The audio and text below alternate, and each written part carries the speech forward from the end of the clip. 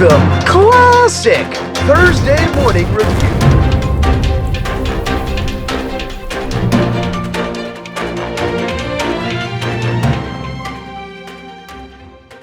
Welcome back to a very special edition of TMR, the Monday Review. I'm your host, Alumnus. Into it, let us get! We pick up where we left off, reporting reports of Choir Tour.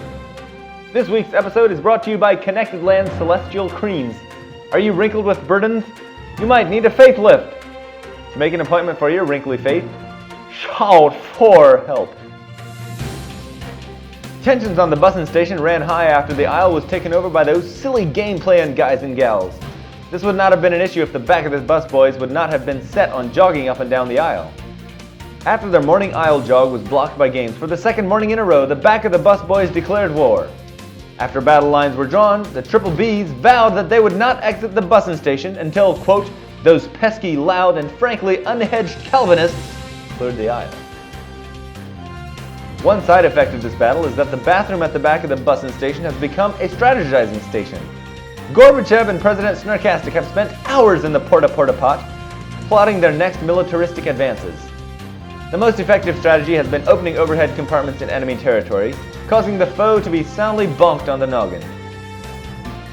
Speaking of tensions, the bathing rooms have proven to be worthy opponents of choir members' peace of mind. Let's just say that the percentage of resting rooms with working plumbing and working locks was sub 100. After a particularly hefty fuel bill, the tour administration has decided to upgrade to an electric Tesla busing station. It rides fine and it's been so far so good.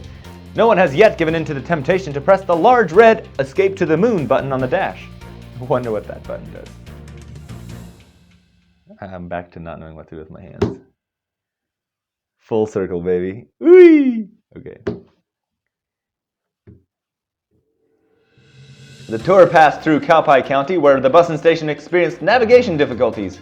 Here, they encountered many bothersome obstacles, including buggies, people, and stop signs. This just in, we've received reports that Bless sold her left arm to pay for her HHA tuition. Turns out, the left arm we have all learned to know and love has been a prosthesis all along.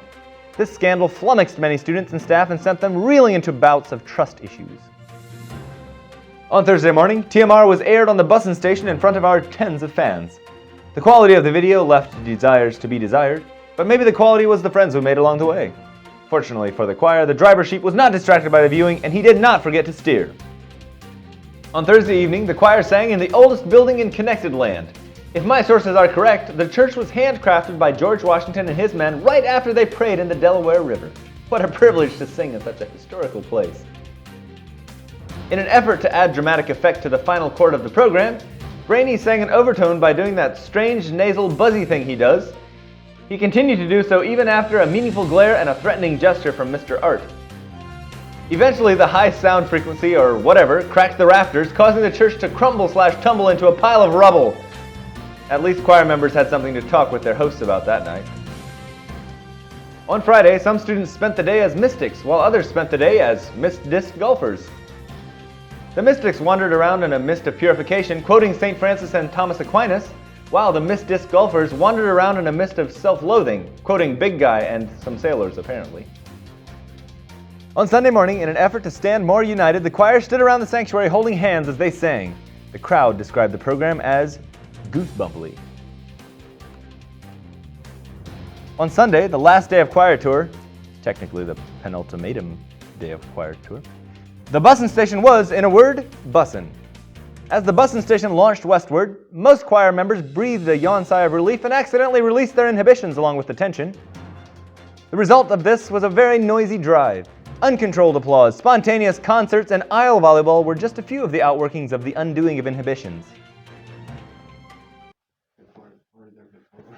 Like that far, just never mind, we were good.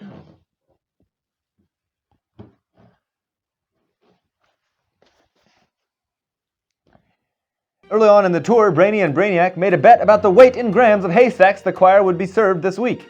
The details of the bet are a little unclear, but the loser of the bet had to aggressively lock eyes with an audience member mid-song and then slap hands with that person on the way out. After the final HGC numbers were in, Brainy was declared the winner, so Brainiac followed through last night by aggressively high-fiving an elderly member of the crowd. Again, ma'am, HHA is extremely sorry for your discomfort, and you can rest assured that our Patreon supporters will help you with your hospital expenses. Admin has sent this statement to TMR.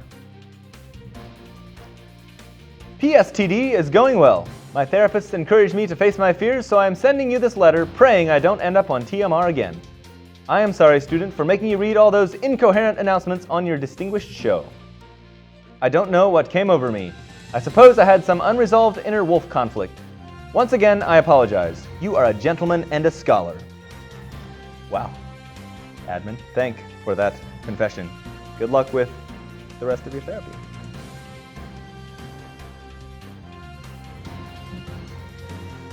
We've an update on the bussin' feud. The Back of the Bus Boys became the Back of the Bus Band after some female sympathizers joined their cause. After a particularly noisy shouting session on the bussin' station late Friday night, the three Bs found themselves raising the ire of Big Cat Guy. Big mistake. Big Cat Guy marched up to the dashboard and calmly pressed the eject back 1/3 of the bussin' station button. The rest of the drive was smooth and quiet. This morning, students are quite tired after a late night.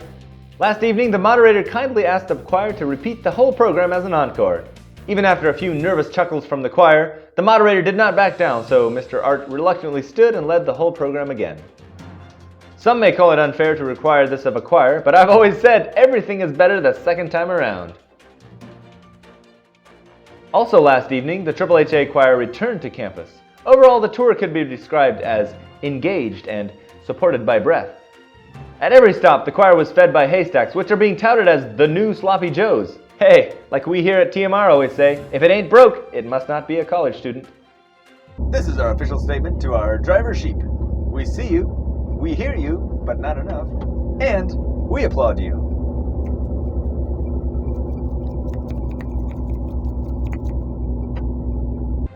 Immediately after this viewing, HHA students will attend a farewell brunch at Mr. and Mrs. Art's house. On the menu, a 12-course meal served with a side of uncomfortable side hugs.